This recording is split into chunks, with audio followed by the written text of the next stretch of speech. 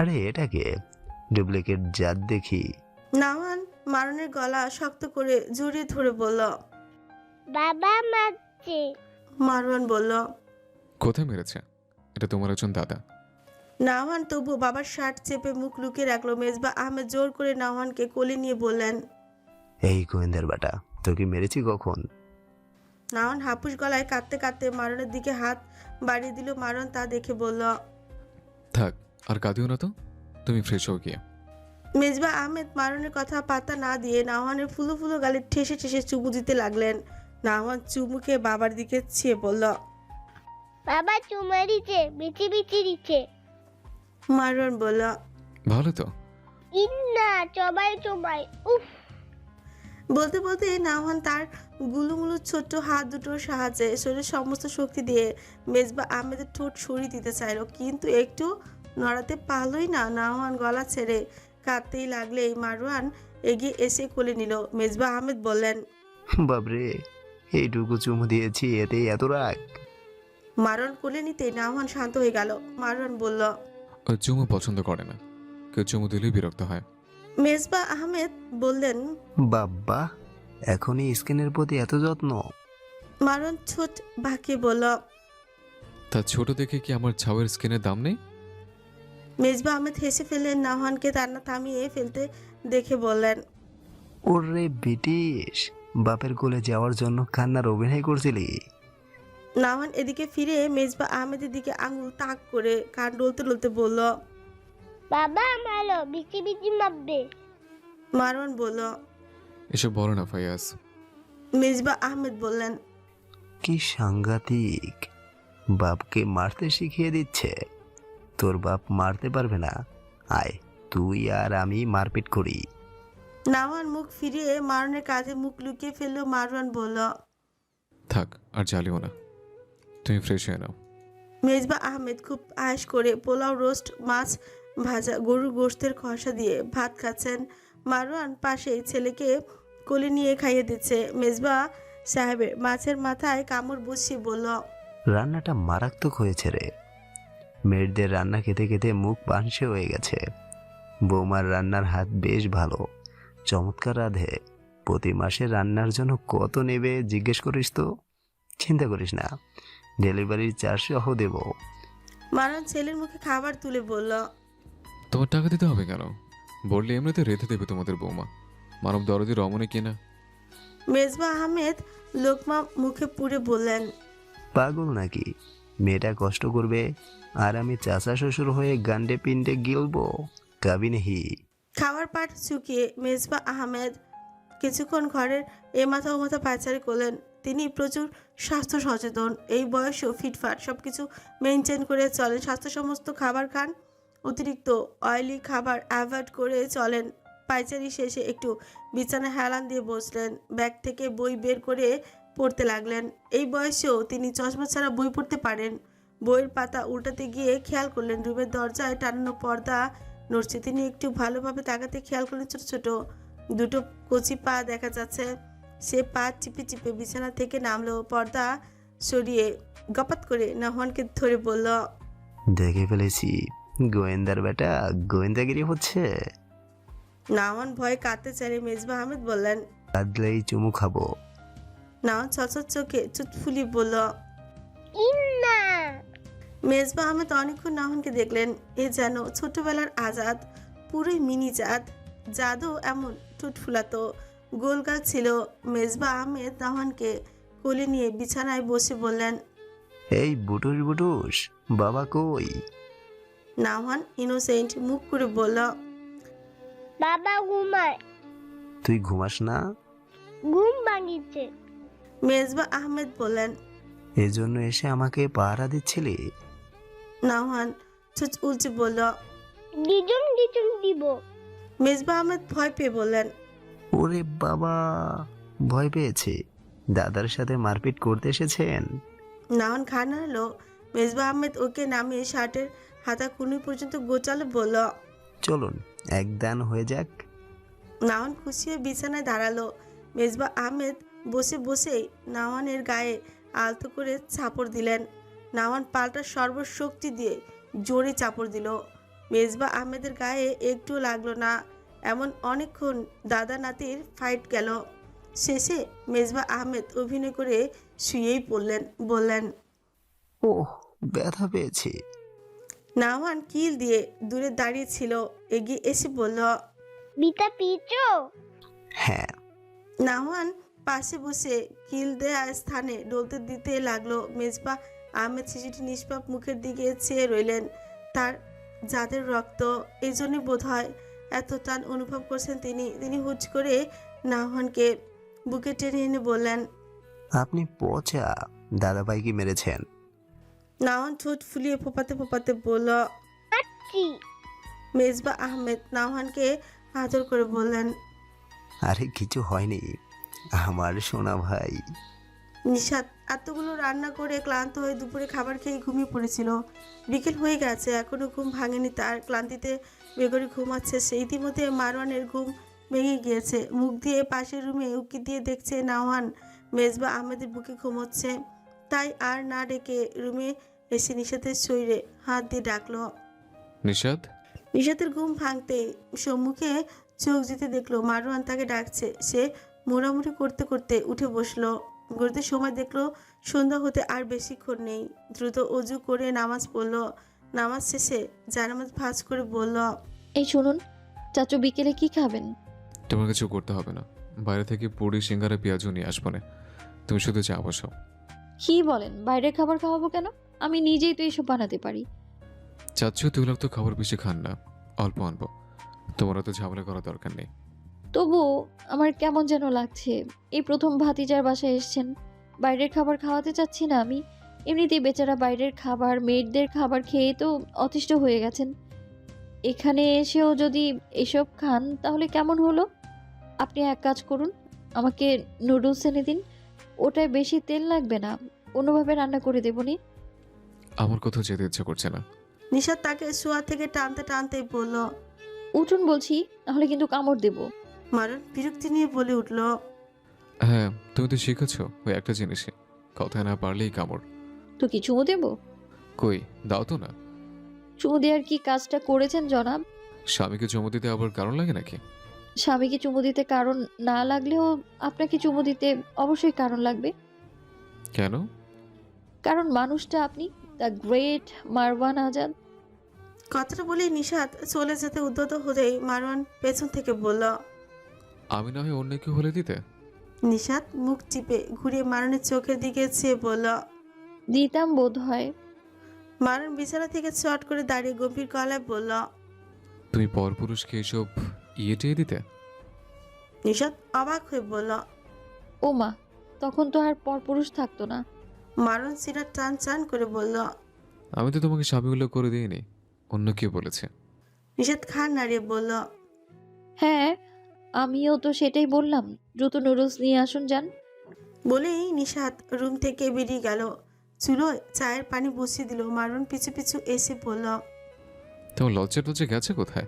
নিশাতের কেন যেন হাসি পেল। ইনোসেন্ট মুখ করে বলল। কোথাও যায়নি তো। অবশ্যই গেছে।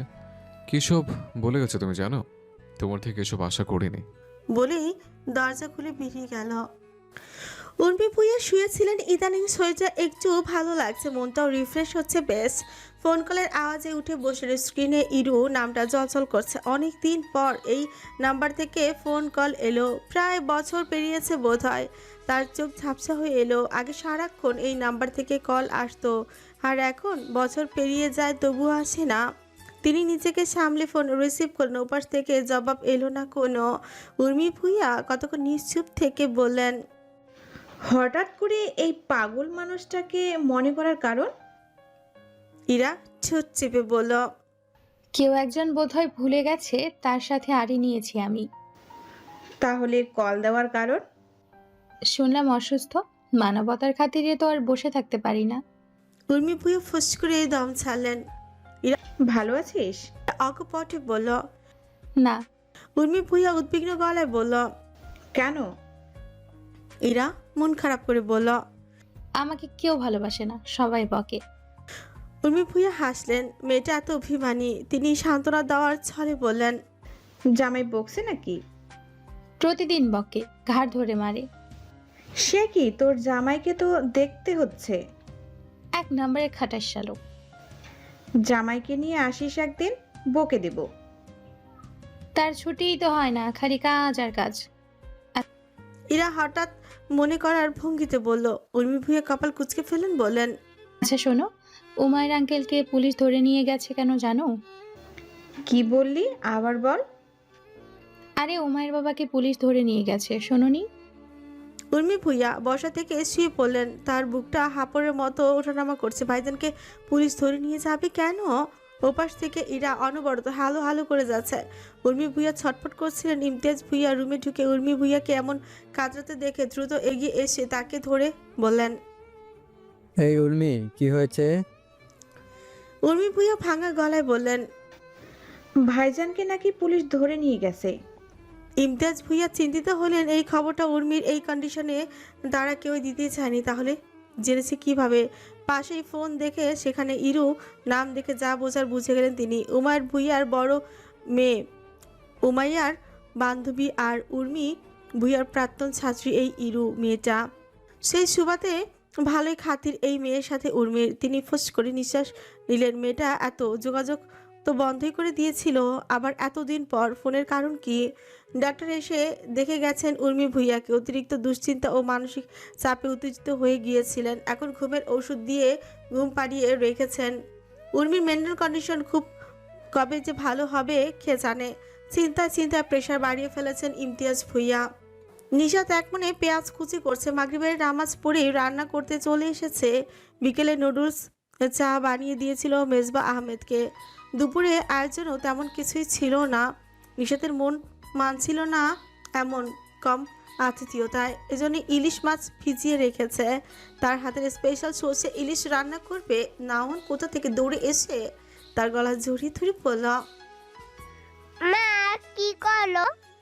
নিশাত কাজ করতে করতেই বলল, রান্না করি বাবা, কি রান্না করলো? ইলিশ রান্না করি। নাওহান জিহ্বা বের করে বলল, মুজা মুজা। বলে দৌড়ে চলে গেল। নিশাত হাসলো। উঠে দাঁড়িয়ে ইলিশ ছুটছে কিনা দেখলো। মারওয়ান এসে পেছনে দাঁড়িয়ে নিশাতকে পর্যবেক্ষণ করতে লাগলো। ফুল হাতা সালোয়ার কামিজ পরিহিত, বিশাল ওড়না মাথায় পেঁচিয়ে পানির কল ছেড়ে দাঁড়িয়ে আছে এক ব্যস্ত রমণী। মারওয়ান গলা খাকারি দিল। নিশাত চমকে পিছু খুলো। মারওয়ানকে দেখতে পেতেই স্বস্তি পেল সে। ভেবেছে মেজবা আহমেদ কিনা, জিজ্ঞেস করলো, কিছু বলবেন? মারওয়ান স্নেকে ভর দিয়ে বলল, বলবো দেখেই তো এসেছে। তো বলুন। মারওয়ান জোরে জোরে নিঃশ্বাস ফেলতে ফেলতে বলল, ওয়েট করো, দেখছো না রেস্ট নিচ্ছে। নিশাত শিকুচকে বলল। আপনি কোথায় গিয়েছিলেন যে রেস্ট নিচ্ছেন? মারওয়ান চঞ্চকিয়ার মুড়ে পা নাড়াতে নাড়াতে বলল, কোথাও না, শুয়েছিলাম। হেঁটে রান্নাঘর পর্যন্ত আসতে কষ্ট হয়নি নাকি? নিশাত হতাশ হলো। এই লোক সুধাপান নয়। সে আবারও পেঁয়াজ কাটতে পিড়িতে বসলো। মারওয়ান নিশাতকে বসতে দেখে নিজেও ফ্লোরে আসন গেড়ে বসে পড়ল। নিশাত বলল, আপনি কি কিছু বলবেন? আমার কাজে ডিস্টার্ব করবেন না প্লিজ। আমি কোথায় ডিস্টার্ব করলাম? তুমি কাজ করছো করো, আমি কি বাধা দিচ্ছি নাকি? নিশাত জবাব না দিয়ে কাজে মনোযোগ দিল। মারওয়ান বলল, এত পেঁয়াজ কাটছো কেন? চোখ জ্বলছে, পাকোড়া বানাবে নাকি? নিশাতের হাত থেমে গেল। মারওয়ানের দিকে স্থির দৃষ্টি ফেলে বলল, রান্না করার জন্য লাগবে। মারওয়ান চোখ পিটপিট করে বলতে লাগলো, তোমার চোখ জ্বলছে না? আমি শান্ত হয়ে কিভাবে বসে আছো? যেভাবে বসে থাকতে দেখছেন সেভাবেই। আশ্চর্য, সত্যি তোমার জ্বলছে না? না। কেন বলো তো? দুজনই মানুষ, অথচ একজন কাঁদছে আর একজন হাসছে। ব্যাপারটা বেইনসাফি না? মোটেও না, কারণ আমি এইসবে অভ্যস্ত। পেঁয়াজ কাটের সঙ্গে অভ্যস্ত অনভ্যস্তর কি সম্পর্ক? নিশাত বটিতে খ্যাচ খ্যাচ করে একের পর এক পেঁয়াজ কেটে বাটি ভর্তি করে ফেলতে ফেলতে বলল, সম্পর্ক আছে, যেমন আপনার মারপিট করার দক্ষতা আছে।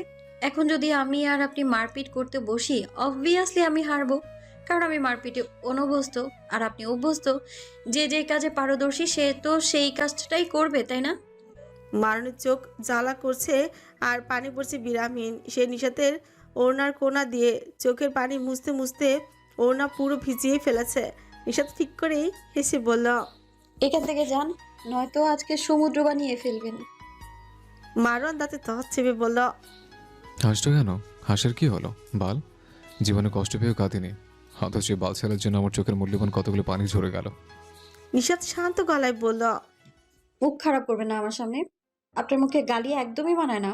মনে হয় অশিক্ষিত মূর্খ লোক কথা বলছে। আপনি নিশ্চয়ই অশিক্ষিত মূর্খ নন।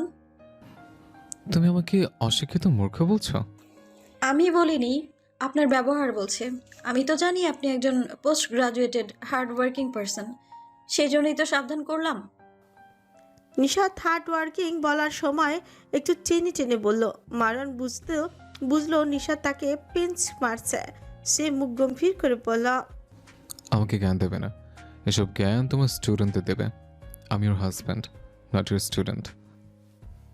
নিশাত মুখ চিপে বলল, ওকে হাজবেন্ড। এখানে আসায় ভুল হয়েছে। তুমি কথায় কথায় আমাকে অপমান করছো। ভেবেছিলাম গরম গরম পাকোড়া ভাজছো, তাই বোধ হয় এর জন্য এসেছিলাম। এখন তো মনে হচ্ছে এসব বিরাট অপরাধ করে ফেলেছে। বিরাট অপরাধী করেছেন। বিকেলে নুডলস খেলেন, এখন আবার কিসের ভাজা পোড়া? আপনার চাচু এই বয়সেও কত ফিটফাট, অথচ আপনি মোটা হওয়ার শেষ স্তরে আছেন। আপনি কয়েকদিনের ভেতরেই ভুঁড়ি টুড়ি সব বের হয়ে দিকদারি অবস্থা হবে আপনার। মারওয়ান হতভম্ব গলায় বলল, কি? জি, যে হারে গোশত আর তেলে ভাজা জিনিস খান, অসম্ভব কিছুই নয়। মারওয়ানের মুখ আলগা হয়ে গেছে বিস্ময়ে। তুমি আমাকে এত বড় কথা বলতে পারলে? পারলাম, নিজের দিকটাও তো ভাবতে হবে না কি? এমনিতেই আমি ছোটখাটো, তার উপর যদি আমার পাশে মোটা পেট মোটা জিরাফ হেঁটে যায়, যে কোনো মানুষই তো টিটকারি করবে, তাই না? মারওয়ান আর এক মুহূর্ত বসে রইল না, হন হন করে বেরিয়ে গেল। নিশাত নিঃশব্দে হাসতে লাগলো। অদ্ভুত লোক। নিশাত উঠে সর্বপ্রথম বিড়াল ছানাকে খাবার দিল। সময় সময়ে খাবার দিতে হয় বাচ্চাটাকে। আদর করে খাবার দিয়ে ঝুড়ি আটকে দিল। ছেড়ে রাখলে ছানাটি বাড়ি খায় এখানে ওখানে। গরম গরম পাকোড়া ভেজে রুমের উদ্দেশ্যে হাঁটা দিল। মারওয়ান মুখ গম্ভীর করে সিগারেট টেনে চলেছে। নিশাত এসে মুখ থেকে সিগারেট টেনে বাইরে ফেলে দিল। মারওয়ান তেতি উঠল, তাতে দাঁত পিষে কটমট দৃষ্টিতে নিশাতের দিকে চাইলো। নিশাত ফিক করেই হেসে মারওয়ানের নাক চিপে ধরল। লোকটাকে রাগাতে বেশ লাগে তার। মারওয়ান মুখ দিয়ে শ্বাস নিতে গেলেই নিশাত মুখও অপর হাত দিয়ে বন্ধ করে বলল, সিগারেটের গন্ধ বেরোচ্ছে নাক মুখ দিয়ে, এই জন্যই বন্ধ রেখেছি আমি। আপনারও শাস্তিও বলতে পারেন। নিষেধ করার পরেও এইসব ছাইপাস গেলেন কেন? আর খাবেন? মারওয়ান এক হাত দিয়ে নিশাতের হাত সরিয়ে বলল, 100 বার খাবো। এসেছে 3 ইঞ্চি লিলিপুট আমাকে জ্ঞান দিতে। আচ্ছা, পাকোড়া খাবেন না? নাও, আমাকে পেট মোটা ভুড়ি বলে বলছে, সব মনে আছে। নিশাত মারনের দাড়িযুক্ত চিবুক শক্ত করে ধরে বলল, এই গোফ এত বড় হয়েছে কেন? কেমন দেখায়? এগুলো কাটবেন। এখন সাধু সন্ন্যাসী সাজার প্রয়োজন কি? আগে না হয় ভব গড়েছিলেন, সেই জন্য এই লুকটা পারফেক্ট ছিল। এখন তো আপনি হাই ক্লাসের লোকজন, এখন চলবেন ক্লাসি লুক নিয়ে। চুল দাঁড়িয়ে আছে, সুন্দর ভাব নিয়ে চলবেন। মারওয়ান প্রিয় পাকিয়ে বলল, ইদানিং মনে হচ্ছে তুমি অতিরিক্ত উঠছো। ব্যাপারটা কি? ভয় টয় গেল কোথায়? আমার উপরে ছুরি ঘোরাবে না লিলিপুট, তুলে দেবো গাছার। ভ্যাবে করে খালি কাঁদবে। নিশাত কোমরে হাত রেখে বলল, আচ্ছা দিন তো দেখি দেখি দেখি ভ্যা ভ্যা করে কাঁদে কিনা। সরি। আচ্ছা দিন তো দেখি ভ্যা ভ্যা করে কাঁদি কিনা। আমি ছোট বাচ্চা নই মিস্টার, যে এসবে ভয় পাবো। যান পাকোড়া খান। আমার রান্না শেষ হয়নি এখনো। আপনার সাথে কথা বলে সময় নষ্ট হচ্ছে। ফলও কেটে রেখেছি, চাচু আর ছেলেকে নিয়ে খান যান। নিশাত কথাটা বলে চলে যেতে উদ্যত হতেই মারওয়ান খোঁচা মেরে বলল, খালি রান্না আর রান্না। সে বসে থাকবে তা না, দেখায় সে সারাদিন কাজ করে। নিশাত হেসে বলল, পায়ের উপর পা তুলে খাওয়ার মতো ভাগ্য নিয়ে জন্মায়নি। জন্মালে সারাদিন শুয়ে বসেই থাকতাম। আর রান্না হলো নারীর ভালোবাসা। তাদের হাতের জাদুকরি ছোঁয়ায় রন্ধন শিল্পের পর্যায়ে পৌঁছেছে, বুঝলেন? মারওয়ান হাই তুলে বলল, উড়ো, বেশি করে উড়ো। উড়ে উড়ে জ্ঞান বিতরণ করো। ঝট করে ডানাটা কেটে রেখে দেবো, পট করে পড়ে যাবে। নিশাত তো কম না, এগিয়ে এসে বলল, আপনিও বেশি বেশি পকর পকর করেন। ইদানিং বেশিই কথা বলছেন। ঘপ করে ঠোঁট দুটো ধরে ক্যাচাং করে কেটে দেব একদম, তখন বললেন কথা। মারওয়ান চোখ লাল করে কিছু বলতে উদ্যত হতে নিশাত পাখার পার আর একটু থাকলে তার ঘাড় মুটকে দিতে লোকটা। বাবা গো, কি চাহনি! মেজবা আহমেদ নাওহানকে দেয়ালের দিকে ফিরে 2 হাত দিয়ে মুখ ঢেকে রাখতে দেখে জিজ্ঞেস করলেন। এই বুটুস, ওখানে কি করছেন? নাওহান না ফিরেই বলল। একটু লুকাইছি কুজো। মেজবা আহমেদ ফুসকে বলেন। কিন্তু আমি তো আপনাকে দেখতে পাচ্ছি ভাই। না, সব কালু কালু। মেজবা আহমেদ নাওয়ানের বাচ্চামি বুঝতে পেরে তাতে সায় দিলেন। নাওয়ানকে দেখতে পায়নি এমন ভাব করে বললেন। একটা গোলগাল ফুলো ফুলো ছোট্টখাটো বুটু সারিয়ে গেছে, পরনে নীল গেঞ্জি ও সাদা প্যান্ট। কোনো সহৃদয়বান ব্যক্তি যদি দেখে থাকেন তাহলে দ্রুত আমার সাথে যোগাযোগ করুন। কথা শেষ হতেই মারওয়ান ট্রেতে করে ফলমূল পাকোড়া চা নিয়ে ঝুঁকলো। মেজবা আহমেদ তাকে দেখতে পেতেই হেসে ফিসফিস করে বললেন। তোর ব্যাটটা লুকিয়েছে দেখ। মারওয়ান নাওয়ানের দিকে ফিরে সরু চোখ করে বলল। হ্যাঁ, কি করিস? নাওয়ান পূর্বের অবস্থায় থেকেই বলল। উফ, বেশি কথা না কুজো কুজো। মারওয়ান কপাল কুঁচকে বলল। 1 নম্বরের ব্যাক কল। অলওয়েজ পোস্টার দেখিয়ে বলে খুঁজো, তখন আন্ডারটা চটকে ভর্ত করে ফেলতে মন চায়। মেজবা আহমেদ জোরে হেসে ফেলেন। মারওয়ান ট্রে রেখে বিছানায় আয়েস করে বসল। মেজবা আহমেদ বললেন। আবার নাস্তা কেন? বিকেলে খেলাম না? তোমার বৌমা বানিয়েছে, খাও। 2-1 দিন খেলে মোটো হয়ে যাবে না। আরে এখন খেলে সারাদিন এসবই খেতে ইচ্ছে করবে। মাশাল্লাহ, বৌমার হাতের রান্না লাজবাব। হয়েছে, এত প্রশংসা করতে হবে না। তিনি জানলে কালই তোমার বাসায় শেফের কাজ নেবে, নো ডাউট। মারওয়ান নাওহানকে জিকে বলল। এই এদিকে আয়, পাকোড়া খাবো, জলদি আয়। নাওহান ছোঁচ উঁচে বাবার দিকে চাইলো, অর্থাৎ তাকে খোঁজা হয়নি। মারওয়ান ছেলের চোখের ভাষা বুঝতে পেরে বলল।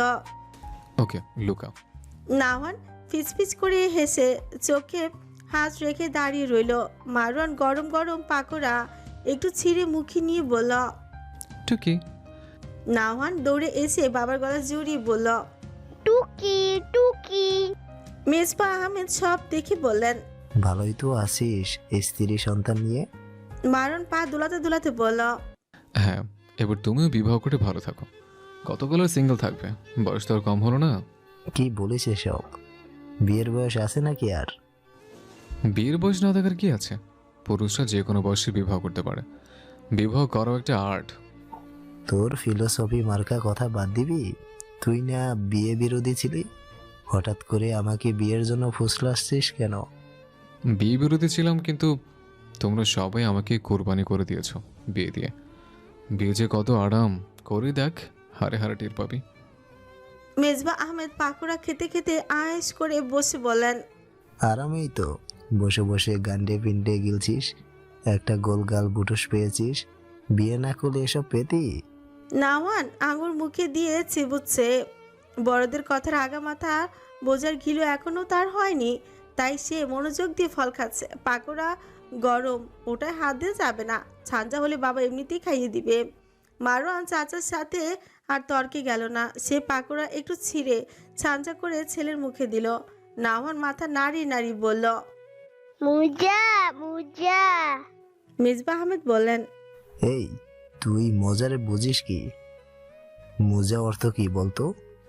নাওয়ান মাথা চুলকে বলল। মুজা মুজা। মেজবা আহমেদ নাওয়ানকে কোলে নিয়ে ঠিসে ঠিসে চুমু খেয়ে হু হু করে হেসে দিলেন। ইহাব ফ্রেশ হয়ে বিছানায় বসলো। মানহা 1 গ্লাস পানি এনে ইহাবকে দিল। ইহাব 1 নিমিষে শেষ করে বলল। কি অবস্থা? দিনকাল কেমন যায়? আলহামদুলিল্লাহ। আপনি ভেজা তোয়ালে আবারও বিছানে রেখেছেন? আরে খেয়াল ছিল না। লাফিয়ে উঠুন আবার, রিল্যাক্স। মানহা কোমরে হাত রেখে বলল। আপনার সাথে সবসময় লাফিয়ে লাফিয়ে কথা বলতে হয়, তাহলে বুঝুন আপনি কেমন লোক। ইহাব মানহাকে চেনে কোলে বসিয়ে বলল। কেমন লোক আবার? অবশ্যই রোমান্টিক লোক। মানহা কপাল কুঁচকে বলল। শুরু হয়ে গেছে। কি? এই যে আপনার উল্টোপাল্টা পাগলপনা। ইহাব সুর দিয়ে বলল। হ্যাঁ, রমণী বুঝবে, আমি হিনা ভুগবে। ভুগে ভুগে আমি আমারই খোঁজ করবে। সহে না যাতনা, তুমি কেন বোঝো না? মুখ ফুলিয়ে চোখ টেরিয়ে আর বাতাকিও না। আপনি কি কি কবিতার ছন্দে কথা বলতে বেশি পছন্দ করেন? তোমার সাথে কথা বলতে গেলে আনরোমান্টিক কবিতা বেরিয়ে আসে, বুঝলে রাগিতমা? রাগিতমা কি? সকলের প্রিয়তমা আর আমার রাগিতমা, কারণ আমারটা শুধু রাগ করে। মানা অনেকক্ষণ হেসেই বলল, আচ্ছা আর রাগ করবো না, এবার থেকে শুধু হাসবো। তাহলে কি রাগিতমা বাদ দিয়ে হাসিতমা রাখবেন? মানহার হাসি বন্ধ হচ্ছে না। ইহাব মুখ গম্ভীর করে বলল। আর হাসবে না? হাসির কি বললাম? মানহা হেসে হেসে বলল, কিছুই না, আপনি বরং আরেকটা কবিতা শোনান। ইহাব উচ্ছ্বাসিত হয়ে বলল, রোমান্টিক? শোনান। ইহাব গুনগুন করতে বলতে শুরু করে, তুমি আর আমি একলা আধারে ডুবে আছি নিশ্চুপ প্রেম মোহতে, চলো হারিয়ে যাই অজানাতে, ভালোবাসা বিনিময় হোক সারা রাত্রে। মানহা নাক কুচকে বলল। আর কবিতা পাননি? কিসব কবিতা? ইহাব মানহাকে আগলে ধরে বলল, রোমান্টিক কবিতা। তুমি এসবের কি বুঝবে? আনরোমান্টিক মহিলা। মানহা ইহাবের কোল থেকে দাঁড়িয়ে বলল, আপনি খেতে আসুন, আপনার কবিতার শোনার প্রয়োজন নেই। কি বিদঘুটে কবিতা! বলেই চলে গেল মানহা। ইহাব হতাশ ছিল, তার কপালেই এমন নিরামিষ বউ জুটতে হলো। আফসোস। রাতে ঘুমানোর সময় ইহাব মানহাকে ডেকে বলল, ধরো ডাক্তার দিয়েছে, সকালে উঠে টেস্ট করে জানাবে। হাতের বস্তুটি দেখে মানহা লজ্জা পেল বেশ। বলল, প্রেগনেন্সি বাচ্চা। ইহাব মুখ গম্ভীর করে বলল। হ্যাঁ, এমন ভাব করছো যেন নতুন শুনেছো। মানহার তবুও লজ্জা কমলো না। মিনমিনি কলে বলল, বাবু আসবে? সেটাই তো পরীক্ষা করে চলবে। বাবু এত তাড়াতাড়ি? ইহাব বোকার মতো বলল। হ্যাঁ। মানহা দ্রুত কাঁথা মুড়ি দিয়ে বলল, বিয়ের তো 1 বছরও হয়নি, এর মধ্যে বাবু? সবাই কি ভাববে? ইহাব কিটটা টেবিলে রেখে ফুস করে একটা নিঃশ্বাস নিয়ে মনে মনে বলল, জীবন, তুমি কেমন খেলা খেলছো? এ কোন কিসিমের নারী আমাকে দিয়েছো? আমার বয়সী তোমার ভাই নাদুস নুদুস একটা বাচ্চার বাপ, আর আমি জীবন যুদ্ধে কতটা পিছিয়ে আছি জানো? আমার তো উচিত ছিল বিয়ের পরের দিনই বাচ্চা নেওয়া। শুধুমাত্র তোমার প্যানিক অ্যাটাকের কারণে কয়েক মাস পিছিয়ে পড়েছি, নয়তো দেখিয়ে দিতাম এই ইহাব ভুঁইয়া কোনো অংশে তোমার ভাইয়ের থেকে কম না। বাবা হওয়ার অনুভূতিটি আসলে কেমন? কেউ কি কখনো পিতামাতা হওয়ার অনুভূতি পরিমাপ করছে? করলে পৃথিবীর সবচেয়ে চমৎকার ও সুন্দর অনুভূতি কি এটা হতো? আচ্ছা, পিতামাতা হওয়ার অনুভূতি পরিমাপের কোনো যন্ত্রের উদ্ভাবন হয়নি? একটা স্কেল কি আবিষ্কার করা যায় না? আবিষ্কার করা গেলে ছেলে মেয়ে বড় হয়ে গেলে দেখানো যেত। দেখো তোমরা হওয়ার খুশিতে আমাদের কি পরিমাণ আনন্দ অনুভূতি হয়েছে। আচ্ছা, বাবারটা না হয়ে থাক, কিন্তু মায়ের ক্ষেত্রে সন্তান জন্মদানে কতটুকু কষ্ট সহ্য করতে হয় এটা পরিমাপের স্কেল অবশ্যই আবিষ্কার করা উচিত। সন্তান যেন পরবর্তীতে কিছুই মাতার অবাধ্য হতে না পারে, আর এই জন্য এটা আবিষ্কার করা অত্যন্ত জরুরি। আজকের দিনটা প্রচণ্ড সুন্দর। আমি বাবা হচ্ছি, এর থেকে আনন্দের আর কিছুই এই পৃথিবীতে নেই, হতে পারে না। ইহাব ডায়েরিটা বন্ধ করে ফেল। বাবার এই ডায়েরিটা পড়লে মুখে অটোমেটিক হাসি চলে আসে। একজন মানুষ কি পরিমাণে স্ত্রী সন্তানের প্রতি দায়িত্ব ও কর্তব্যবান ছিল এই ডায়েরি পড়েই ইহাব ভালোভাবে উপলব্ধি করে। সে নিজেও ইদানিং ডায়েরি লেখা শুরু করেছে। বাবাকে অল্প নকল করার চেষ্টা। আসলে ডায়েরি হলো মনের ভাব প্রকাশের সুন্দর মাধ্যম। কাউকে তেলিয়ে কথা শোনাতে বাধ্য করতে হয় না। আবল তাবল যা ইচ্ছে মনের মাধুরী মিশে লেখা যায়। এমনিতে মন চাইলে ডায়েরি খুলে বসাও যায়। ইহাব তার ব্যক্তিগত ডায়েরিটা খুলল। কি লিখবে ভাবতে লাগলো। আনন্দ প্রকাশের ভাষা আসলে কেমন হওয়া উচিত? সে অনেক পৃষ্ঠা লিখলো আর ছিল, কোনোটাই মন মতো হচ্ছে না। শেষমেশ একটাতে মন আটকালো, ক্ষুদ্রাংশ।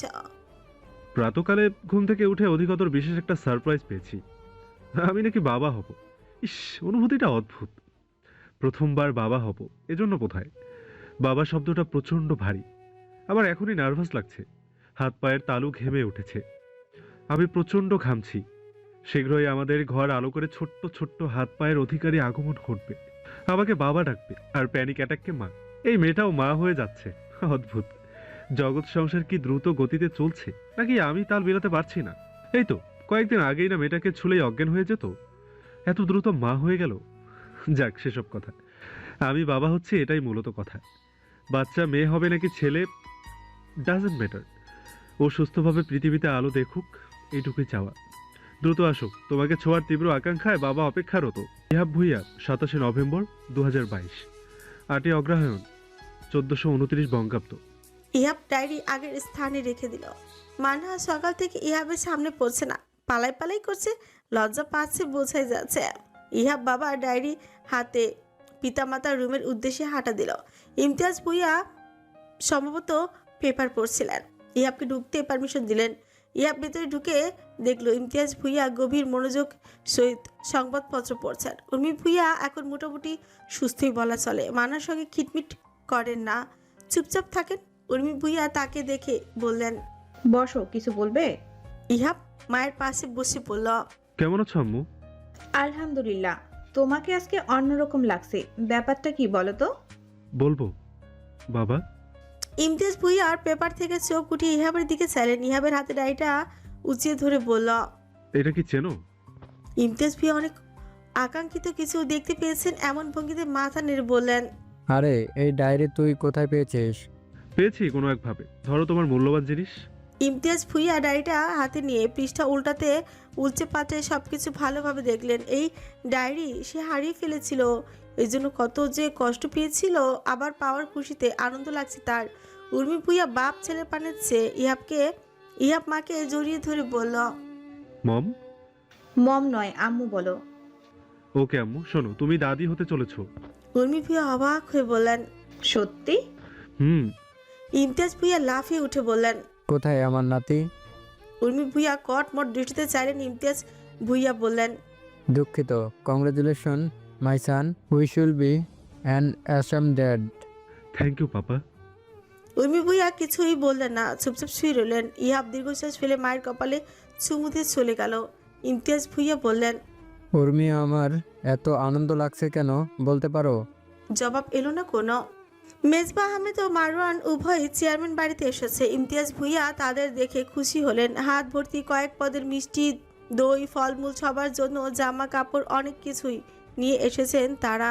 মারওয়ান যদিও আসতে রাজি ছিল না, তবে মেজবা আহমেদের জোরাজুরিতে না করতে পারেনি। মানহা ফোন দিয়ে একটা জরুরি সংবাদ দেবে বলেছিল, এই জন্যই না চাইতো এই চেয়ারম্যান বাড়িতে বহু বছর পর পা রেখেছিল সে। ইমতিয়াজ ভুইয়াকে দেখে সালাম দিয়ে সরে গেছে। অতীতের কিছু ঘা কখনো মোছা যায় না। পুরো গ্রামের মানুষের সামনে একদিন এই লোক অপদস্থই করেছিল তাকে। যদিও অনেক ভুল বোঝাবুঝির অবসান ঘটেছে, তবে এসব দুঃস্বপ্ন কখনো ভুলবার নয়। হ্যাঁ, এইসব তার কাছে দুঃস্বপ্নই বটে। মানহা অনেকদিন পর ছোট চাচা ও বড় ভাইকে দেখে দৌড়ে আসলো, জড়িয়ে ধরল চাচাকে। মেজবা আহমেদ ভাইজির মাথায় হাত বুলিয়ে দিয়ে বললেন, আমার মেয়েটা বড় হয়ে গেছে দেখি। তুমিও তো বুড়ো হয়ে গেছো। মেজবা আহমেদ হেসে উঠলেন। মানহা বড় ভাইকে দেখে কেঁদে ফেললো, জড়িয়ে ধরে অনেকক্ষণ কাঁদলো। বোনের শ্বশুরবাড়িতে প্রথম ভাইরা এলে বোধহয় বোনেরা অনেক আনন্দিত হয়। মানহা খুশিতে পায় না চিৎকার করতে। এই মাসে সে শুধু খুশির খবরই পাচ্ছে, তার এত এত আনন্দ হচ্ছে, আনন্দে চিৎকার করতে ইচ্ছে করছে। মহান রবের নিকট অজস্র শুকরিয়া ইতিমধ্যেই জ্ঞাপন করে ফেলেছেন। ইহাব বাসায় নেই, মিষ্টি আনতে গেছে। পুরো গ্রামে মিষ্টি বিতরণ করে তারপর বাসায় আসবে। চেয়ারম্যান বাড়ির নাতির আগমনী মিষ্টি বিলিয়ে ক্ষান্ত না কেউ। বিরিয়ানিও খাওয়ানো হবে। মান্না কিচেনে চলে গেল। আজকে নিজের হাতে রান্না করবে সে। চাচা ও বড় ভাইকে নিজের হাতে রান্না করে খাওয়াবে সে। এখন হালকা নাস্তার ব্যবস্থা করবে। চায়ের পানি বসিয়ে দিল। Frozen chicken fry, roll, sausage, nuggets বের করলো। সার্ভেন্ট হাতে হাতে এগিয়ে দিচ্ছে সব কিছু তৈরি করে সার্ভিং ট্রলিতে সাজিয়ে নিল। সার্ভেন্ট ট্রলি নিয়ে গেল। মানহা কয়েক পদের মিষ্টি প্লেটে নিয়ে হলরুমে এলো। ইমতিয়াজ ভুইয়া খাবার এগিয়ে দিতে নির্দেশ দিচ্ছেন। তিনি চায়ের কাপ মেজবা আহমেদের হাতে তুলে দিতে দিতে বললেন, আপনারা নিশ্চয়ই নাতি হওয়ার খবর শুনে এসেছেন। মেজবা আহমেদ হতবাক গলায় বললেন, নাতি কার? সে কি ইহাব, মানা কেউ বলেনি আপনাদের?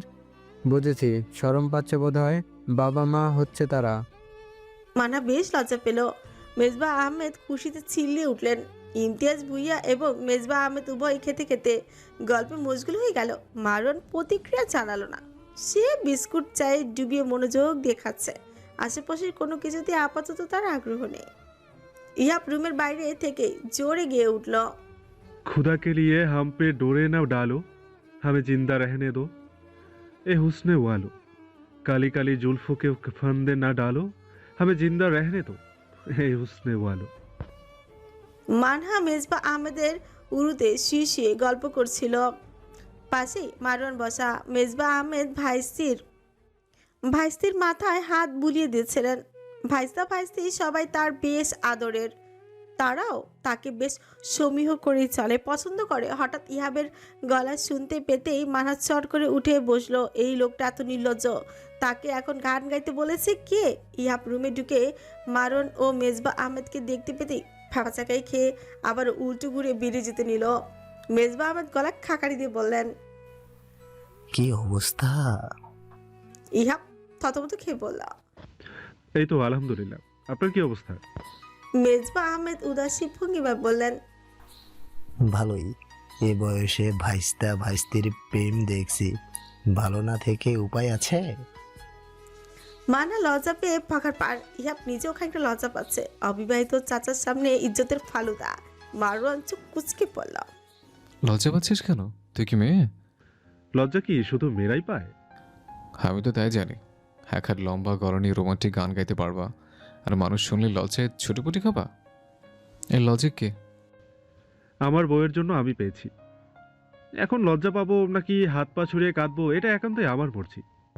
বলি শরীরে কুরকুরানি কমবে কবে? আমরাও বিয়ে করেছে, এমন বেহায়া তো হয়নি। অবজেকশন ইয়োর টক। তোর আমার মধ্যে আকাশ পাতাল তফাৎ। আমি রোমান্টিক আর তুই প্রেগমেটিক। আমি চাইলেই তোর জন্য গাইতে পারবো, তুই পারবি? হাট! ইহাব মারওয়ানকে পেছন থেকে শক্ত করে জড়িয়ে ধরল। মারওয়ান নেত্রযুগল বড় বড় করে বলল। কে?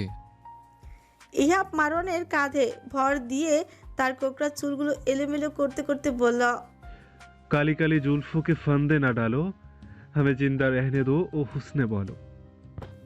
মারওয়ান কনুই দিয়ে গুতা মেরে বলল, সর, আমি পুরুষ।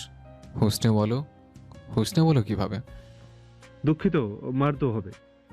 काली काली जुल्फों के फंदे ना डालो, हमें जिंदा रहने दो ए मारतो। হ্যাঁ, লিরিক্স তুই বানা। সর, তোর সব কপচা কপচি ঢঙের আলাপ অন্য জায়গায় কর। তোর কাছে এসব কপচা কপচি ঢঙের আলাপই মনে হবে। तुम मेरी मोहब्बत की जवान नहीं समझोगे? জায়গা বরাবর লাথি খেলে মোহাম্মদ কি জবান বের হয়ে যাবে। আশ্চর্য, আমি প্রেমের ভাষায় কথা বলছি, তুই রাগারাগি করছিস কেন? কারণ তোর এসব ইউনিক পিনিকে আমার অ্যালার্জি। সাংঘাতিক গা চুলকায়, এখনো চুলকাচ্ছে। সর। গেন্দাকালে মুখে মধু দেয়নি? না। আমার হাতে অতীতে যাওয়ার ক্ষমতা থাকলে তোর মুখে একটু মধু ছুঁয়ে আসতাম। এতে যদি মুখটা ঠিক হতো। সবসময় মুখটাকে হাঙ্গর মাছের মতো বানিয়ে রাখতে তোর কষ্ট হয় না? মারওয়ান চোখ রাঙিয়ে চাইল। মেজবা আহমেদ এতক্ষণ চুপ করে ছিলেন, এবার বললেন, বাদ দাও জাত, হবু বাবাকে আমরা না বুকি। ইহাব মাথা চুলকে বলল, আপনাদের কে বললো? মানহা? কেউই বলেনি। আজকে এখানে আসার পরিকল্পনা ছিল, ভাইস্তির বিয়ে দিয়েছি, কখনো তো আসা হয়নি, তাই ভেবেছি একটু ঘুরে যাই।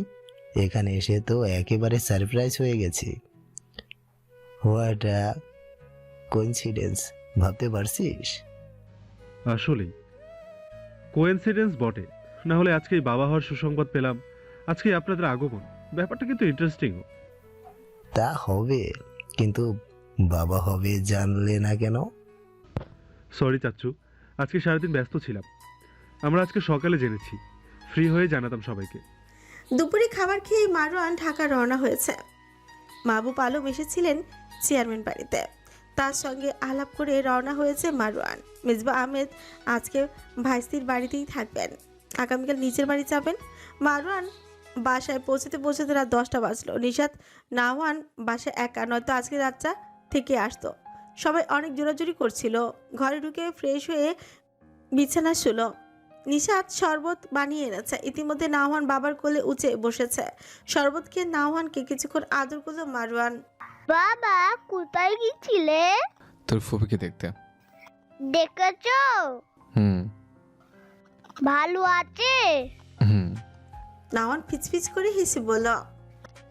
আমিও ভালো আছি। মারুন ক্লান্ত গলায় বলল। তোকে জিজ্ঞেস করেছে কে? কেউ করেনি, আমি বলেছি। নাওহান হাত ছাড়িয়ে অনেক বুঝিয়ে বলল। ভালো। বিল্লু কেন এত আগু করছে? মারুয়ান চোখ বুঝে বলল। তুই তো করিস, তুই করলে দোষ নেই, ও করলে নালিশ। নাওহান বাবার বুকে মুখ লুকিয়ে বলল। ইন্না চরম চরম। উদম হয়ে ঘুরতে পারিস, তোকে শরম করে যায়? ঘুমাই। বাহ, খুব ভালো। বাবার সঙ্গে অনেক কথা বলে নাওহান ঘুমের দেশে পাড়ি দিল। নিশাত তার কেশ রাঁচি বহুদিন পর আশরাতে বসলো। প্রতিদিন আশরাতে ইচ্ছে হয় না, যেদিন আশরায় হাত ব্যথাই হয়ে যায়। এক মনে দ্বিগোল কেশ রাশি আশরাচ্ছে সে। মারওয়ান বিছানায় শিশু নিশাতকে দেখছে। মাথায় হুট করে ইয়াবের গাওয়া সুরগুলো ঘুরপাক খেতে লাগলো। ব্যর্থটা তার মাথা নষ্ট করে ফেলেছে। কিসব গান বাজছে মাথায়, সামনে পেলে জাস্ট উড়িয়ে ফেলতে হবে। সে মাথাটা কয়েকবার ঝাঁকালো, তবুও যাচ্ছে না। না চাইতো মাথায় ঘুরপাক খেতে লাগলো। काली काली जुल्फों के फंदे ना डालो, हमें जिंदा रहने दो, आ हुस्ने वालो। মুখে বিরক্তি নিয়ে বলল। তোমার কালি কালি জুলফো নিয়ে এখান থেকে ভাগো।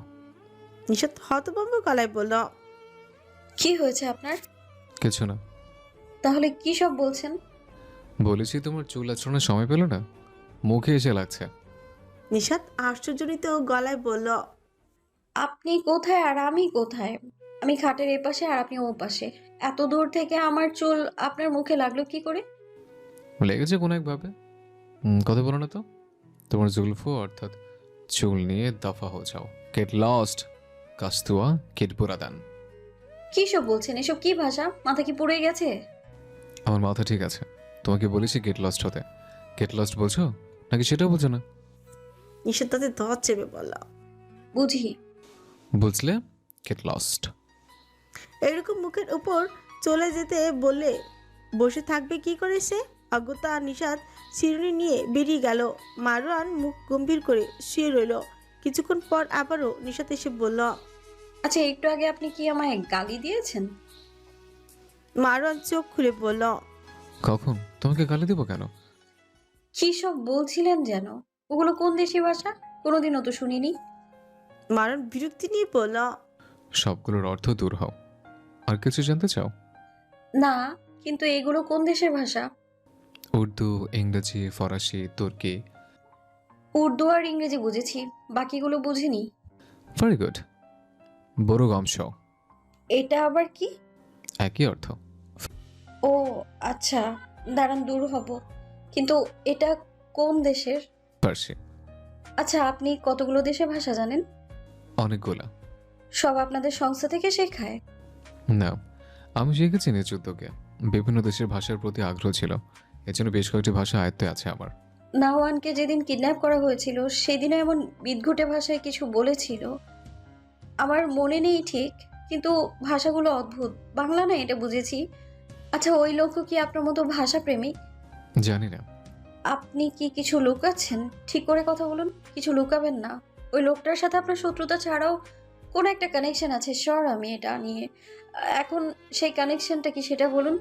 আমার যথেষ্ট সন্দেহ আছে এটা নিয়ে। বাহ, আমার সাথে থাকতে থাকতে বুদ্ধিমান হচ্ছ। Very good. তো এই মাথায় তো প্রেশার নিয়ে লাভ নেই, আমি তোমাকে বলবো না। চিং চাও। এটাও বুঝি আগের অর্থ বহন করে? হ্যাঁ, বুঝলে কিভাবে? কারণ আপনি এই একটা শব্দ ছাড়া আর কোনো কিছুই জানেন না। বলছার জন্য ধন্যবাদ শানু ভাই। এটা কি? আগের অর্থই। নিশাত হেসে বলল। দেখেছেন, আপনি এই একটা শব্দ ছাড়া কিছুই পারেন না। মারওয়ান নিশাতকে থাম্বাস আপ দেখিয়ে বলল। স্বাস্থ্য বালা এগেইন শানু না হাই। ইয়াবের আজকে সারাদিন ব্যস্ততায় কেটেছে। মেজবা আহমেদকে গেস্ট রুমে সাজিয়ে গুছিয়ে দিয়ে কিছুক্ষণ গল্প করে তবেই ফুসরত মিলেছে তার।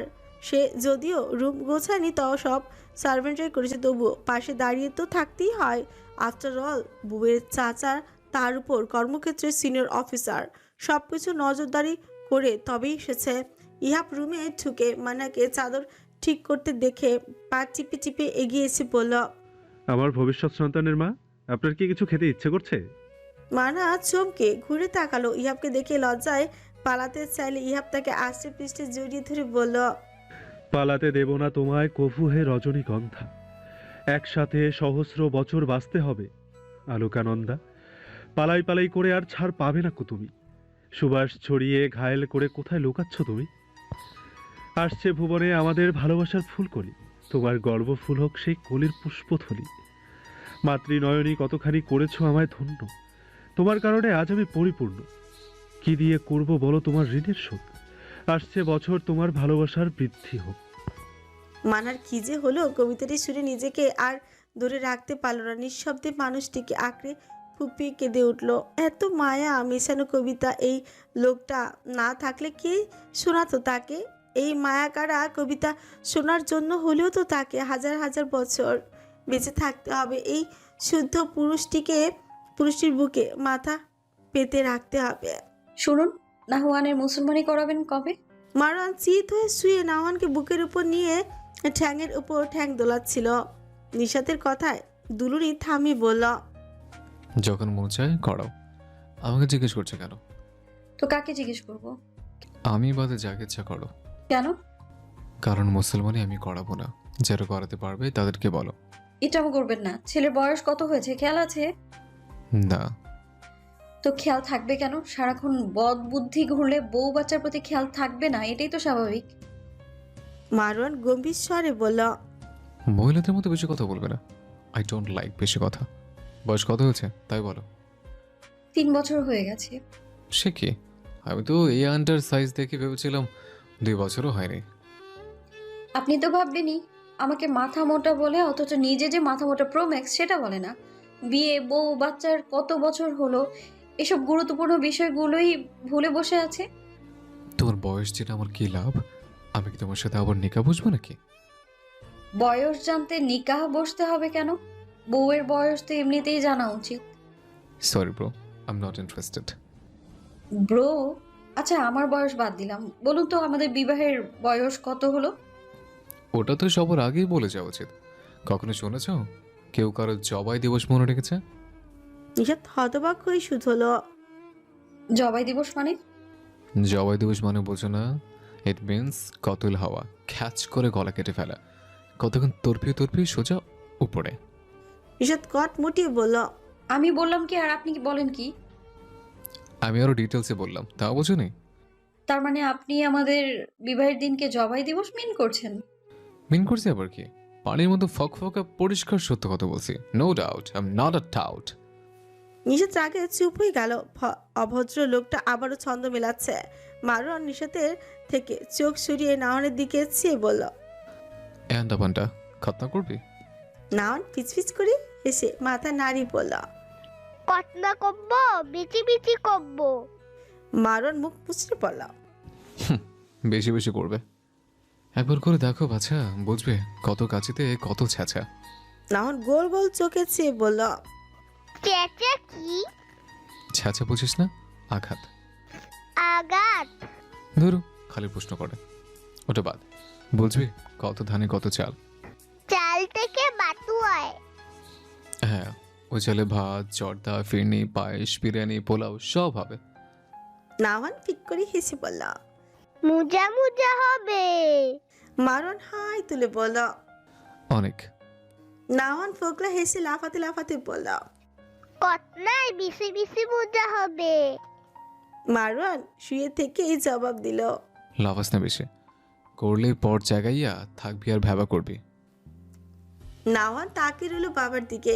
নিশাত বলল, আপনি ছেলেকে এসব কি বলছেন? বাস্তবতা বলছে। আপনাকে বলতে বলেছে কেউ? আমি বলছি। তুমি নাক গলাচ্ছ কেন? ছেলেদের কষ্ট তোমরা বুঝবে না, খালি তো বড় চিল্লাতে। আচ্ছা, ছেলেদের খুব কষ্ট। বাচ্চা কখনো পেটে নিয়েছেন? কষ্ট কাকে বলে জানেন? শুরু হয়ে গেছে। নিশাত ফ্রি কোচকে বলল, কি? ফিলসফি? হ্যাঁ, আপনারটা বাস্তবতা আর আমারটা ফিলোসফি। বেটা মানুষ নিজেরটুকুই খুব ভালো বোঝে। মারণ বিরক্ত হয়ে বলল, একবার বলেছি না, মহিলা মানুষের মধ্যে বেশি কথা বলবে না, না বুঝে হুদা চিল্লাবে না। ফিলসফি অর্থে জানো? এটার অর্থ দর্শন। ইট মিনস যুক্তিভিত্তিক অনুসন্ধান করা, জীবন নিয়ে চিন্তা ভাবনা করা। তোমার কথাটা জীবন ভিত্তিক, এই জন্য ফিলসফি বলেছে। বুঝেছ মূর্খ নারী? নিষাদ রাগে কথা বলতে ভুলে গেল। মারণের দিকে শক্ত চোখে চেয়ে বলল, হ্যাঁ, এই পৃথিবীর সবচেয়ে জ্ঞানী পুরুষ আপনি। আপনার সাথে তর্ক করা আমার মোটেও উচিত হয়নি। বোঝার জন্য ধন্যবাদ। আপনি কি কোনোদিন ভালো হবেন না? না, কজ খারাপটা খারাপ থেকে ভালো হয়, আর ভালোটা কখনো ভালো হয় না। আমি অলরেডি ভালো, আর কত ভালো হবো? নিষাদ একটা নিঃশ্বাস ফেলে বলল, আপনার সাথে অহেতুক তর্ক করতে চাচ্ছি না। মুসলমানি কবে করাবেন বলুন তাই? মারণ হঠাৎ সিরিয়াস হয়ে বলল, আজকে করিয়ে ফেলে। আমাকে ছুরি কেচে ব্লেড সব এনে দাও। আল্লাহ আকবর বলে খ্যাচ করে একটা পোচ মেরে দেয়। নিষাদ আতকে উঠে বলল, সে কি, আজকেই কেন? আর আপনাকে দিয়ে আমার কোনো ভরসা নেই। আমার মাসুম ছানাটাকে কষ্ট দেবেন উল্টো। কষ্ট না, উল্টো আরাম দেব। বুঝতে পারবে না কে থেকে কি ঘটেছে। এক বছর গুরুত্বপূর্ণ জিনিস কতল, কেচ্ছা খাতাম।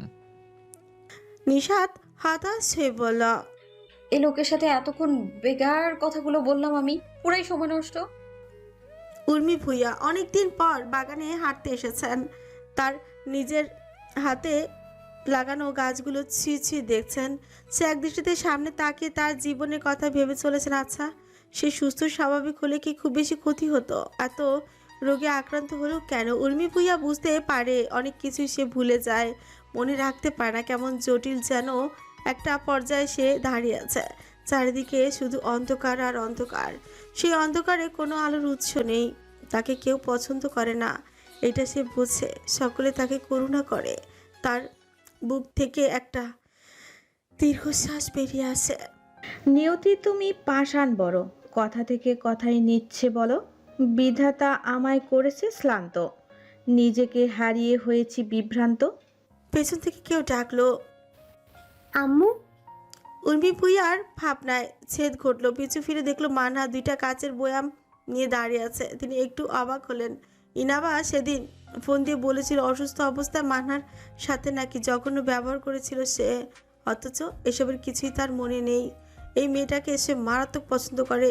তার শাশুড়ি তাকে অপছন্দ করতে বিধায় এই মেয়েটাকে নিজের মেয়ের মতো আগলে রাখতে চেয়েছিল, অথচ সে নাকি খুব বাজে জঘন্য ব্যবহার করেছে মানহার সঙ্গে। উর্মি ভুইয়া বিশ্বাস করতে চান না, যাকে এত সে পছন্দ করে তার সাথে খারাপ ব্যবহার সে কেন করবে? একটা কারণ তো থাকতে হবে। মানহা আবারও ডেকে উঠল। আম্মু, উর্মি ভুইয়া এগিয়ে এসে বলেন, বলো। উনি আজকে ভাইয়ার বাসায় যাবেন, তাই আমি চাচ্ছিলাম ভাবিকে এক বইয়াম আচার দেব। আপনি নাকি সার্ভেন্টদের আমার জন্য আচার তৈরি করতে নির্দেশ দিয়েছিলেন, সেখান থেকে আমি কি এক বইয়াম ভাবির জন্য পাঠাতে পারি? উর্মি ভুইয়ার মুখ গম্ভীর হয়ে গেল। মানহা বেশ ভয় পেল। শাশুড়িকে তার কেন যেন এখন খুব ভয় লাগে। প্রথম প্রথম লাগতো না, বেশ আগ্রহ নিয়েই মিশত সে। এখন মনে হয় কিছু বললেই মারবে তাকে। যদিও সবাই বলেছে উর্মি ভুইয়ার আগের মতোই হয়ে গেছেন, তবুও মানহার বেশ ভয় লাগে। তার মুড কখন আবার পরিবর্তন হয়ে যায় বলা মুশকিল। মানহা তো এখনও তার স্বভাব চরিত্র সম্পর্কে অবগত নয়, তাই ভয় লাগাটা অস্বাভাবিক নয়। কথাটা বলে সে ভুল করলো না তো? উর্মি ভুইয়া গম্ভীর মুখে বললেন, শুধু আচার দেব? মানহা একটু থতমত খেয়ে বলল, জি জি। প্রয়োজন নেই, এই সময়ে অনেক আচার খেতে ইচ্ছে করে, তাই তুমিও খাও। মানহা মুখ কালো করে ধীরে বলল, আচ্ছা। উর্মি ভুইয়া আবারও প্রকৃতি দেখায় মনোনিবেশ করলেন। মানহার মন খারাপ করে রুমে ঢুকতে দেখলো ইহাব আয়নার সামনে দাঁড়িয়ে দাঁড়িয়ে শার্ট কনুই পর্যন্ত ভাঁজ করেছে, মুখে কি যেন আওড়াচ্ছে। মানহার খুব বিরক্ত লাগছে। ভাবিকে কত আগ্রহ নিয়ে এই প্রথম কিছু পাঠাতে চাইলো, অথচ ইহাব রেডি হতে হতে আয়নায় কয়েকবার মান্নাকে দেখে নিল। পারফিউম স্প্রে করে হাতে ঘড়ি পড়তে পড়তে বলল, কি অবস্থা? আমার সন্তানের মায়ের মন খারাপ কেন? বকেছে কে? মান্না কিছু বলল না, ঘাড় ঘুরিয়ে বলল, কেউ বকেনি। ইহাব পরিপাটি হয়ে এগিয়ে এসে মান্নার পাশে বসে বলল, কে বকেছে, কে বকেছে? আম্মু বকেছে। আম্মুর মুখে বকা ছিল, ছুঁড়ে মেরেছে। উফ, মানহামনির বড্ড লেগেছে। মানহা মুখ ভার করে বলল, আম্মু বকেছে? আপনাকে কে বলল? কেউ না, তবে এই বাড়িতে বর্তমানে আম্মু ছাড়া তো আমাকে কেউ বকে না, তাই ধারণা করলাম মাত্র। ভুলও হতে পারে ব্যাপারটা। তবে যেই বকুক, বকেছে তো নাকি? ইহাব মানহার পাশে বসতেই পারফিউমের ঘ্রাণে পুরো ঘর সুবাসে ভরে গেছে। মানহা নাক মুখ কুচকে বলল, আপনি আর এসব পারফিউম দেবেন না, কেমন গন্ধ আসছে, মাথা ঘুরাচ্ছে, সরুন। ইহাব নিজের শরীর শুকে বলল, কই গন্ধ? মাত্র শাওয়ার নিয়ে বেরোলাম, আলমারি থেকে নতুন শার্ট বের করে পরলাম, গন্ধ কিসের? এত হিস্ট্রি তো জানতে চাইনি, বললাম তো পারফিউমের ঘ্রাণ মাথা ধরে যায়, আমার কাছে ভালো লাগে না। আপনি দেবেন না বলেছি, দেবেন না, এত কথার তো কোনো মানে নেই। আচ্ছা আচ্ছা, কুল কুল, বলবো না কথা। মন খারাপ কেন? এমনি। ইহাব মানহার গা ঘেঁষে বসে বলল, আচ্ছা, চলে যাচ্ছি তাই? জানি না। বুঝেছি, আজকের ভিতরে চলে আসার চেষ্টা করব। ঢাকায় একটা কাজ পড়ে গেছে, খুব তাড়াতাড়ি আসার চেষ্টা করব। রাগ করে না ইন্টু পিন্টুর মা? মানা করেছি না এসব নামে ডাকতে। ইন্টু পিন্টু কি? আমার 2 মেয়ে। মেয়ে হবে জানেন কিভাবে? জানি আমি সব। কচুর মাথা জানেন, দেখবেন উল্টোটা হবে। উল্টো পাল্টা কথা বলবেন না, আমার ইন্টু পিন্টুই হবে। আচ্ছা দেখা যাক, হলে তো দেখবই। ইহাব আর কোনো কথা না বাড়িয়ে ঝুঁকে মানহার পেঁচে লম্বা একটা চুমু খেলো বলল, বাই বাই ইন্টু পিন্টু, পাপা দ্রুত আসবে। মায়ের মতো আবার মন খারাপ করো না, অভিমানী হয়েও না, ঠিক আছে? মানহার ইদানিং শুধু কান্না পায়, মনে হয় চিৎকার করে কাঁদতে পারলে ভালো লাগতো। ইতিমধ্যে চোখ ছলছল করতে শুরু করেছে। ইহাব কতক্ষণ মানহার উদরে হাত বুলিয়ে একা একাই বকবক করলো, তারপর উঠে বসে মানহার দিকে চাইতেই দেখলো ছলছল চোখে মেয়েটা তার দিকে চেয়ে আছে। সে মাথাটা বুকে চেপে অনেকক্ষণ আদর করে কপালে চুমু খেয়ে পড়ল। কাঁদছো কেন? আদর করে দিয়েছি না, কান্না বন্ধ করো। মানহার কান্না থেমে গেল। ইহাব কাঁধে ব্যাগ ঝুলিয়ে নিল। ব্যাগে এক সেট পোশাক আর দরকারি কিছু কাগজপত্র আছে। সে আগে আগে বের হয়ে যেতে নিলে মানহা ডাকলো, শুনুন। ইহাব পিছু ফিরে চাইতেই মানহা ভাঙা গলায় বলল, দ্রুত আসবেন, আমার একলা ঘুমাতে ভয় লাগে। ইহাব মুচকি এসে মাথা নাড়ালো। ঘুরে চলে যেতে নিলে মানহা আবারও বলল। একা একা আমার ভালো লাগে না। ইহাব থেমে গিয়ে ভ্রু নাচিয়ে বলল, একা একা নাকি আমাকে ছাড়া ভালো লাগে না? মানহার কি হলো এই সামান্য কথাটা তার বুক ভেঙে কান্নায় চলে আসলো। ফোপাতে ফোপাতে বলল, আপনাকে ছাড়া ভালো লাগে না। ইহাব এগিয়ে এসে মানাকে জড়িয়ে ধরে বলল, কি হয়েছে তোমার? এভাবে কাঁদছো কেন? আমি চিরদিনের জন্য যাচ্ছি নাকি? মানহা ইহাবের বুকে মুখ লুকিয়ে শার্ট আঁকড়ে ধরে ফোপাতে ফোপাতে বলল। জানি না, কিচ্ছু জানি না। মানহা ইহাবকে এগিয়ে দিয়ে মেইন দরজা পর্যন্ত আসলো। ইহাব বুকে জড়িয়ে ধরে সিঁড়ি থেকে নামছে। মা বাবার কাছে আগেই বলেছে, তারাও নিচে। ইমতিয়াজ ভুইয়া, উর্মি ভুইয়া দুজনেই হলরুমে বসা। ছেলে এখনই রওনা হবে শুনে এগিয়ে এলেন তারা। ইহাব মানাকে ছেড়ে দিল। নিজস্ব গাড়িতে ঢাকা যাবে আজ। মানা চোখ মুছে থমথমে চেহারা ইহাবের দিকে চেয়ে রইল। গাড়ি ভর্তি বিভিন্ন জিনিস উঠাতে দেখে খানিক অবাক হলো সে। ইহাব বেশ অবাক হচ্ছে। মানা সেসব নিয়ে ভাবলো না, বলল, আমি তাহলে উপরে যাই, পৌঁছে কল দিয়েন। ইহাব সম্মতি জানালো। মানহা বলেই চলে যেতে নিলে উর্মি ভুইয়া একটা কথায় পাজরা থমকে গেল। তোমার ভাবির জন্য আচারের সাথে পিঠা, ক্ষেতের সবজি সব দিয়ে দিয়েছি, মনে করে সব দিও কিন্তু। ইহাব একটু অবাক হয়ে বলল, ভাবি কি? মানহার ভাবি তোমার কি হয়?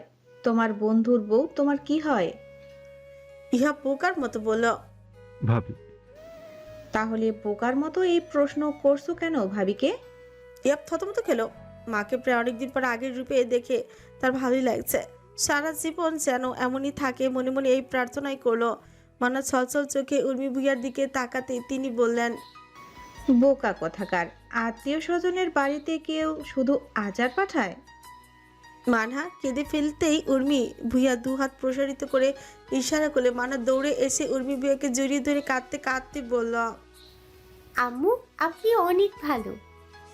এতদিন নিশ্চয়ই খারাপ বলছিস। মারওয়ান দরজা খুলে দিতে না দিতেই তার গায়ের উপর কেউ হামলে পড়ল। ইয়ার আমি বাবা হব, ইয়ে। মারওয়ান ইহাবকে নিজের থেকে ছাড়িয়ে বিরক্তি নিয়ে বলল, এটা এমন গায়ে পড়ে বলতে হবে কেন? আমি তো পরশু জেনে এসেছি। আরে সেদিন তো তোকে কাছেই পাইনি, এজন্যই তো 7 সমুদ্র 13 নদীর পেরিয়ে এলাম। তুই আমি কাছাকাছি আলাপ হবে দিবানিশি।